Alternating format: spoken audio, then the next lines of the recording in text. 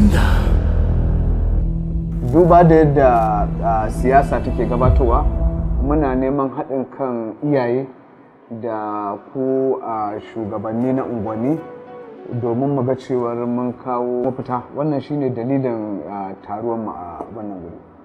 Kuma duk wani wanda yake da wata gudunmawa da zai bamu ta wajen magance rashin tsaro a cikin wannan jiha, kofa a buɗe take da muna neman shawarwari da Allah. Wane ne ya sa ku kama ni ku ɗaure ni ku kawo ni nan gurin? Gaggawar me kake? Ka kwantar da hankalinka za ka san komai. Idan har kuka bari na kwance kaina ba ku kwance ni da kanku ba, na rantsi da Allah sai kun yi da na sanin shiga sabgata. Kai ne za ka yi nadamar shiga gonar sanata Madaki ba su ba. Ke, wace ce ke? Na faɗa maka sunana kuma na faɗa maka abin da zai faru sakamakon shigowa gonata da kai. Ke da Allah ni ko ganin ki ban taɓa yi ba, me wani haɗa ni da ke? Kai malam, ka bani bidiyo na da yake wajenka, sannan kuma ka sanar da ni idan kana da kwafi ɗin shi a wani waje.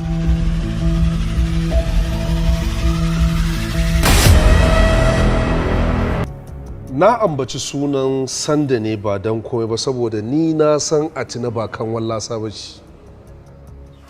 Wallahi za ta iya hukunta shi ta kowane hanya kuma ta yi nasara a kansa. Jagaban, ni a tunani na bai kamata mu dogara da wata mace ba.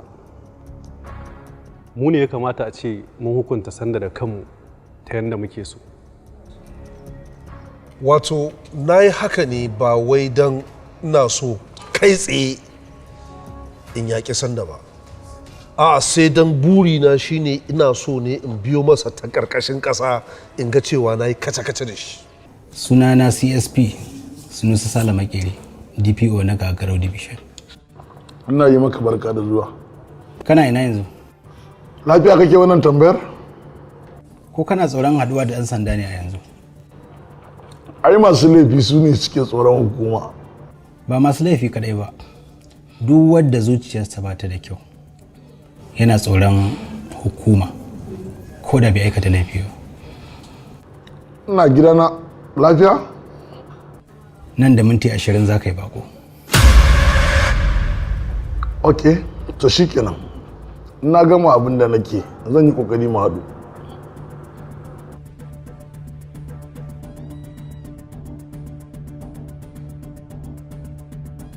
Sanda. A'udhu billahi minash shaitanir rajim. Bismillahir rahmanir rahim. Yabo da jijjina suna tabbata ga mai kowa mai komi wanda baya neman komi a wajen kowa, mamallakin dukkan komai, mai arzikin da bai da iyaka. Amma ba da assalamu alaikum wa rahmatullahi wa barakatuh. Masu sauraron mu a daidai wannan lokaci, wannan cibiya ce ta Al-Fuad Islamic Research Center, cibiyar da kuke je a kafafen sada zumunta na zamani wadda ta kware take da kwararrun ma'aikata, wadda yanzu haka take da reshe a cikin garin Bauchi da kuma Kano da Niyami a jamhuriyar Niger. Cibiyar Al-Fuad Islamic Research Center cibiya ce wadda take bayar da maganin sanyi, maganin cutar HIV, mata masu matsala ta wasa da gaban ɗa namiji ko kuma ɗiya mace wanda ake kira da istimna'i, ko kuma masu matsalar hawan jini, ciwon suga, ciwon anta, ciwon koda, da kuma mata waɗanda suke da matsalar haihuwa ko kuma maza baki ɗaya.